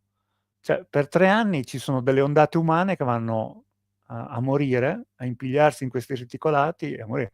Tu pensa questi fanti inglesi il mattino del 1° luglio 1916 sulla Somme, che scattano in avanti e che dopo 2 ore e mezza, cioè stiamo parlando di tipi ridotti, dopo 2 ore e mezza sono già morti in 19.000, cioè 19.000 morti. Cioè, è qualcosa di... Cioè, lì gli inglesi scoprono che non possono più fare quello che loro avevano creato, siccome gli inglesi, sai che loro avevano l'esercito professionale, quindi era un piccolo esercito, quando poi hanno bisogno fanno questa leva per chiamare le armi tutti quanti, e fanno quelli che vengono chiamati i Pulse Battalion, no? I battaglioni degli amici.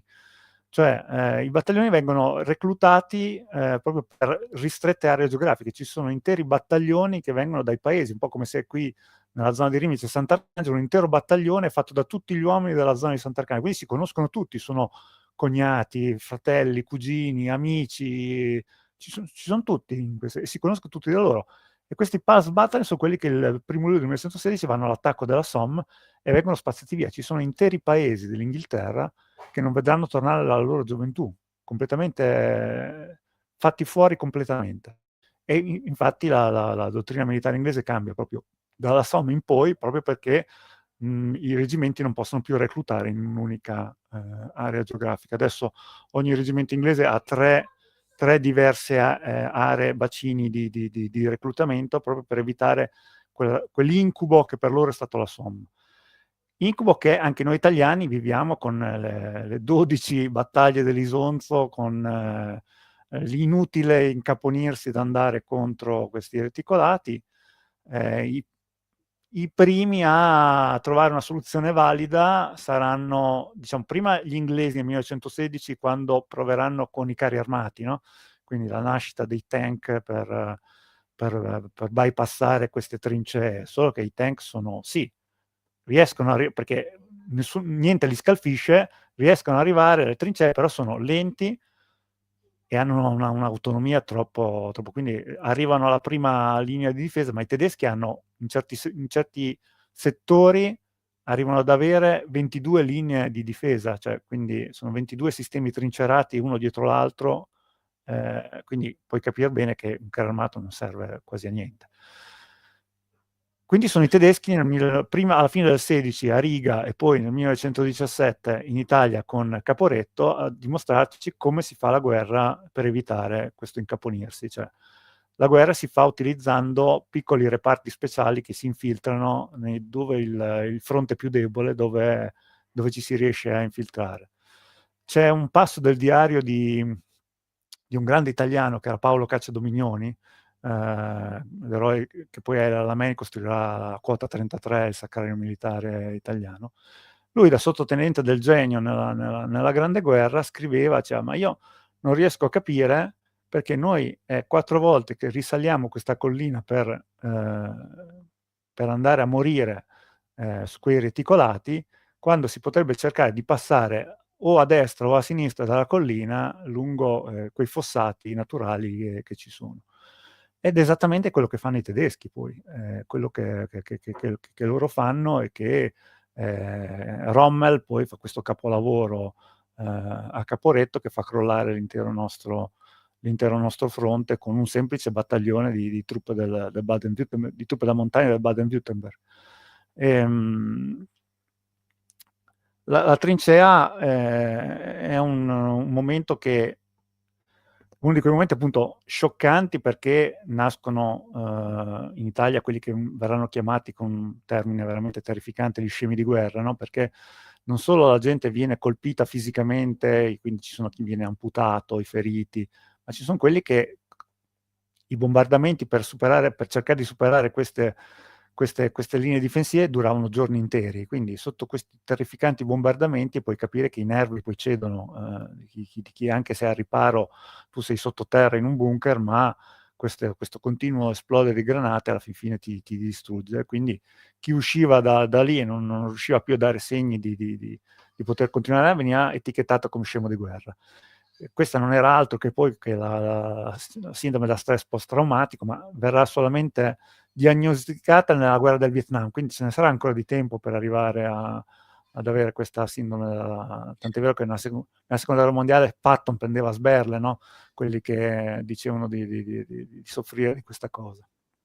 Tra l'altro, piccola domanda che faccio a te, ma che faccio poi anche alla chat, dove ci sono comunque anche degli esperti che stanno ascoltando.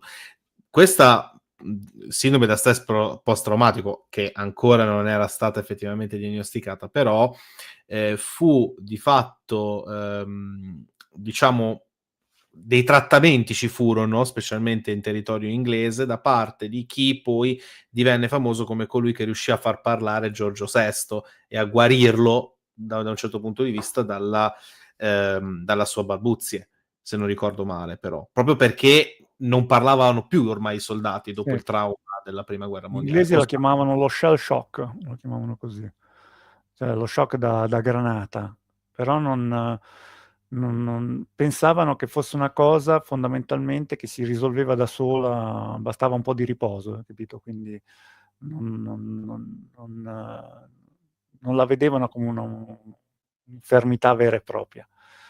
Sarà solamente qualcosa che nascerà dopo la seconda guerra mondiale, questo stare attenti alla... Però le trincee sono anche, almeno dal punto di vista italiano, sono anche un momento in cui per la prima volta gli italiani sono tutti insieme ad affrontare la stessa situazione, quindi c'è un popolo delle trincee che si viene a formare e che anche da un punto di vista culturale tira fuori nel mezzo di questa tragedia delle cose divertenti, perché i ragazzi del sud Italia non conoscevano il risotto, i ragazzi del nord Italia non conoscevano la pasta asciutta. E invece nel trincee scoprono queste cose qui e quelli del nord scoprono che la pasta asciutta gli piace molto e vorranno continuare a mangiarla, mentre quelli del sud scoprono che il risotto gli fa schifo perché il risotto arrivava già cotto nelle retrovie, poi arrivava d'orso di mulo in prima linea, veniva di nuovo cotto e diventava un pastone immangiabile. Ed è, facci caso, è uno dei motivi per cui ancora oggi nel sud Italia non ci sono ricette di risotti, il riso viene utilizzato per fare le arancine barra arancino, ma i risotti veri e propri non ci sono proprio perché i ragazzi che tornavano dal sud non ne volevano sapere. Cosa che invece si impiantò in tutta Italia fu la colazione con il caffè, cosa che prima in un paese composto al 70% da analfabeti e contadini nessuno faceva colazione con il caffè. Il caffè era riservato solamente ai borghesi o persone altolocate. E invece nelle trincee italiane c'è un fiume di caffè che viene utilizzato proprio per dare la sveglia ai soldati, perché si è scoperto che anche gli austriaci ne avevano tanto per tenere svegli i loro soldati, quindi Cadorna ne fa arrivare veramente fiumi nelle trincee, e i giovani italiani si appassionano tantissimo al caffè e non vorranno separarsene dopo la prima guerra mondiale. Quindi anche questo è uno dei tanti motivi per cui la Grande Guerra è veramente un momento epocale di cambiamento sociale. Allora, Se ci pensi, anche il ruolo delle donne che cambia completamente nella Grande Guerra, perché le donne è la certo. prima volta che utilizzano i pantaloni perché vanno in fabbrica a lavorare. Quindi, finita la Grande Guerra, non vorranno poi rinunciare a quella libertà che loro per la prima volta hanno sperimentato. Libertà poi, insomma, fino a un certo punto, perché andavano a lavorare, quindi però dal loro punto di vista è sicuramente un grande cambiamento. Poi andavano a lavorare per sostenere comunque la macchina bellica, perché sennò Sì, non no, sì. non si può Producevano parlare armi. di guerra totale, ecco qui. Però questa invece è una domanda in realtà molto semplice, ma anche molto interessante. Dice: perché quando si parla di trincee si pensa solo alla prima guerra mondiale? Penso per Perché quello che avevo detto all'inizio, cioè perché esatto. cambia proprio il fatto di come effettivamente si fa la guerra. Le trincee venivano utilizzate già anche anche nella guerra dei 30 anni ci sono esempi proprio come le campagne, guarda caso si torna lì, no? Le campagne delle Fiandre come la presa di Breda. Ci sono queste trincee, ma erano principalmente volte per gli assedi, fondamentalmente di fortezze o di città. Vauban anche li pone in essere, specialmente nel suo genio riferito appunto a come costruire fortezze e anche come assediare Come le attaccarle, esatto. esattamente. Nella prima guerra mondiale ora le trincee sono principalmente campali, cioè, quindi e vengono utilizzate proprio come guerra d'attrito. Poi se ci mettiamo anche, e qua l'editoria fa la sua parte da un certo punto di vista, anche diciamo forse una scrittura non proprio così approfondita pone in essere il fatto che, ecco, queste trincee, guarda caso, boom, esplode la moda della trincea in guerra durante la prima guerra mondiale. No, non funziona così, semplicemente è un diverso uso della trincea. Ecco perché. Ecco, forse non so se ho risposto, poi ovviamente Ma, scusami e se poi c'è anche il fatto che mai così tante erano state costruite, quindi parlavamo di Grande Guerra, sono stati calcolati 40.000 chilometri di trincee scavati in Europa, quindi numeri impressionanti. Quindi sono ferite che poi sul territorio hanno lasciato delle cicatrici che sono ancora visibili tutt'oggi. Pensi appunto a quel che è successo a Verdun. Verdun ancora oggi è un paese lunare quasi in alcuni settori appunto della sua città. Ma andiamo a concludere, con appunto la seconda guerra mondiale. Nel tuo libro, tra parentesi, parli principalmente di urbicidio, cioè assassinio fondamentalmente delle città Le per città. mezzo dei bombardamenti. Quindi, se già nella prima guerra mondiale vediamo ovviamente anche l'aeronautica entrare proprio in tackle sul campo di battaglia, nella seconda guerra mondiale non ne parliamo proprio. Cioè, anzi parliamone in realtà, però Ah, qui in maniera preponderante anche. vedi, tanti parlano appunto, dicono, perché non si può parlare della seconda guerra mondiale senza parlare della prima guerra mondiale, perché nasce tutto da lì. E anche in questo caso, guarda, i bombardamenti strategici nascono proprio da lì, dal fatto che c'è una generazione di pensatori militari e di generali che ha vissuto l'incubo della trincea, e chi è stato in trincea non ci vuole tornare, non vuole fare in tutti i modi per evitare di tornare a quell'incubo di stare in un'area maleodorante, piena di malattie, fredda, umida.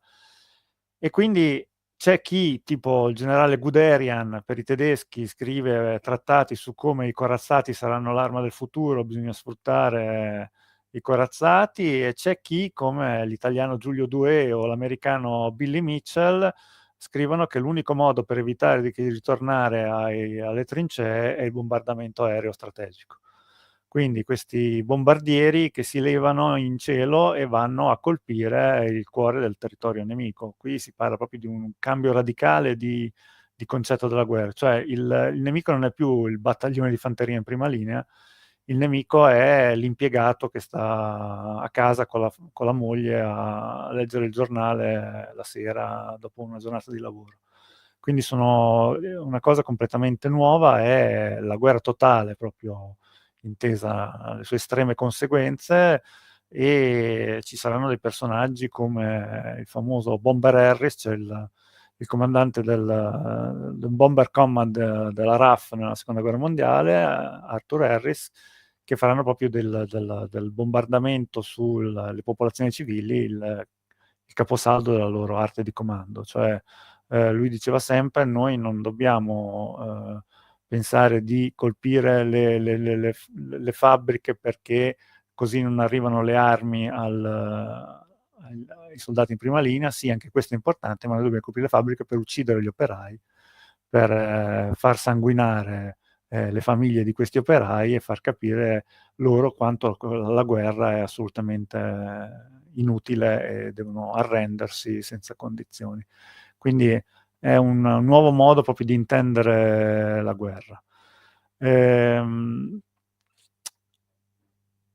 Ci sono delle armi che permettono appunto di condurre queste operazioni di bombardamento, su tutti il B-17, il bombardiere americano, e il Lancaster, il bombardiere inglese, che saranno veramente i due cavalli di battaglia del bombardamento strategico sulla Germania, sull'Italia e spesso ci dimentichiamo anche sulla Francia. Anche la Francia ha un tasso di distruzione altissimo dovuto ai bombardamenti strategici. Sono, mi sembra, almeno 60.000 i francesi che muoiono sotto i bombardamenti aerei alleati. Il primo, diciamo così, il primo bombardamento strategico è tedesco, ed è quello di Belgrado, in cui veramente fanno 17.000 morti e un tasso di distruzione altissimo della città. Poi diventerà famoso quello di Coventry, da cui addirittura tireranno fuori un verbo, coventrizzare, che significa proprio distruggere la città quasi totalmente. Però l'immagine che abbiamo tutti dei bombardamenti aerei è quelle sulle città tedesche della seconda guerra mondiale, anche perché poi chi ha letto Kurt Vonnegut con quel suo capolavoro ha subito in mente appunto Dresda e la totale distruzione della città, ma anche Francoforte, ma anche Amburgo hanno subito la stessa cosa. E questa cosa che, tra l'altro, è impressionante pensare che le città tedesche hanno subito bombardamenti per 2 anni e mezzo ogni giorno, quindi 365 giorni all'anno. Durante il giorno bombardavano i bombardieri americani, durante la notte bombardavano i bombardieri britannici. Quindi loro lo chiamavano bombardamento H24, all around the clock, cioè lungo tutto l'orologio, e questo dice lungo appunto su quanto i tedeschi abbiano subito questa devastante apocalisse, con veri e propri uragani di fuoco che si sviluppavano, anche perché le città tedesche erano città costruite fondamentalmente in legno. Quindi le bombe incendiarie facevano veramente in Italia non ci sono costruzioni in legno, ad esempio. Quindi in Italia era molto più difficile che ci fossero così tanti morti come in Germania.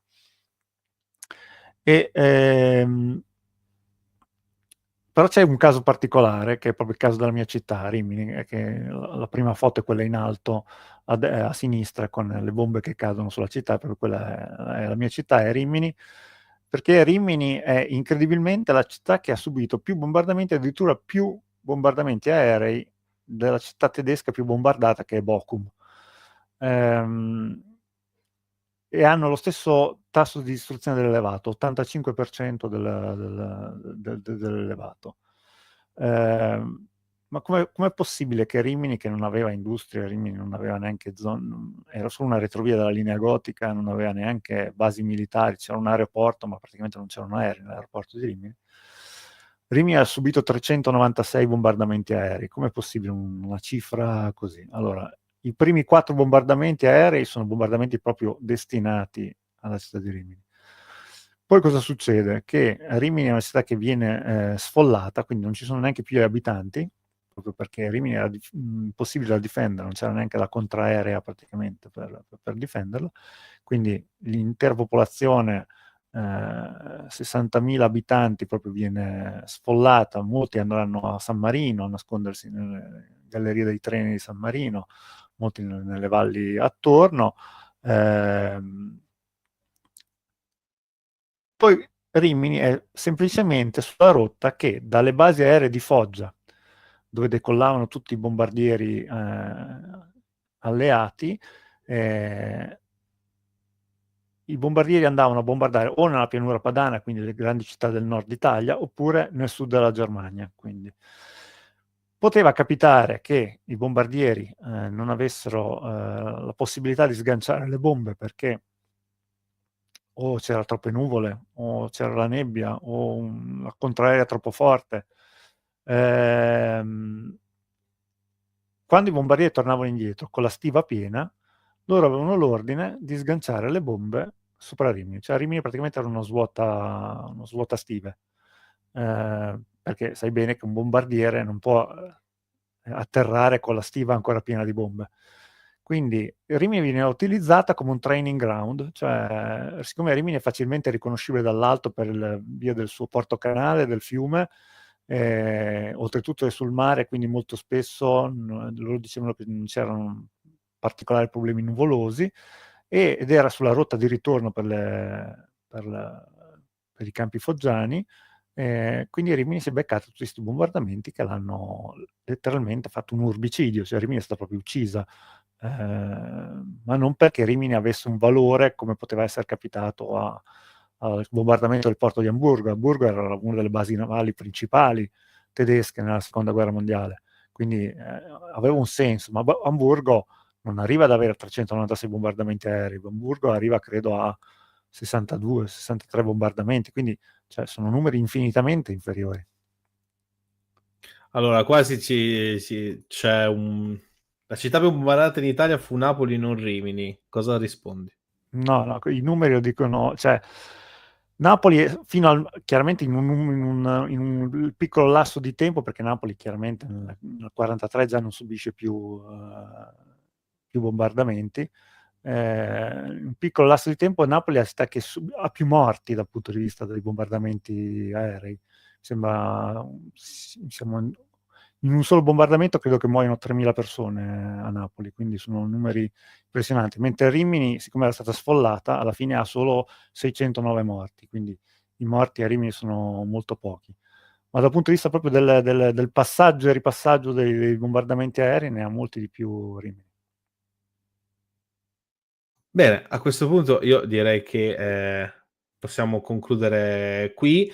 Che dire, questo ovviamente è un volo veramente ad uccello su un po' i cambiamenti e le vie delle guerre dall'età antica fino comunque alla seconda guerra mondiale, un po' per ricordarci sempre che la guerra di fatto è un aspetto totalmente umano in realtà, e che da un certo punto di vista, per quanto brutto, per quanto a volte insensato, tuttavia è parte integrante della nostra vita e della nostra storia. Tant'è che se non ci fossero fondamentalmente le guerre, da un certo punto di vista, sì, sarebbe un bel mondo, ma noi avremmo dei manuali di storia veramente di qualche pagina e basta. Detto questo, e a parte queste becere battute, date un'occhiata, leggete, insomma, Le vie delle guerre di Andrea Sant'Angelo per i tipi della Mulino. Vi riconsiglio di nuovo lezioni di storia militare di Emiliano Beri. Ovviamente uno sguardo ovviamente per la storia moderna, mi sembra anche dopo la rivoluzione militare, però insomma, ripeto, è molto criticabile su certi punti di vista, però è un'opera monumentale, nel senso che non tanto per la mole, perché in Di realtà è un riferimento, diciamo di molto riferimento. piacevole, esatto, ma ha insomma sottolinea determinati aspetti estremamente importanti proprio per ciò che è ciò che sono le vie della guerra. E a questo punto io vi ringrazio ovviamente te Andrea Sant'Angelo per essere stato qui, voi che ci avete seguito per questa quasi insomma 2 ore scarse circa, e noi ci rivediamo il prossimo venerdì. Non vi dico chi sarà l'ospite, ma è tra di voi, in verità. E l'argomento, insomma, continueremo in realtà la nostra cavalcata verso una guerra che abbiamo, insomma, cioè, di cui abbiamo ampiamente parlato su almeno 2 fronti, e quindi analizzeremo un altro fronte. Non vi dico quale guerra, scopritelo voi o arrivateci, perché sicuramente, insomma, lo capirete in 2 secondi, dato che siete estremamente sul pezzo. E a questo punto io di nuovo vi ringrazio di nuovo te Andrea, e ci vediamo Grazie a alla te. prossima live, ancora qui su Paresia. Ciao e ciao Andrea. Ciao.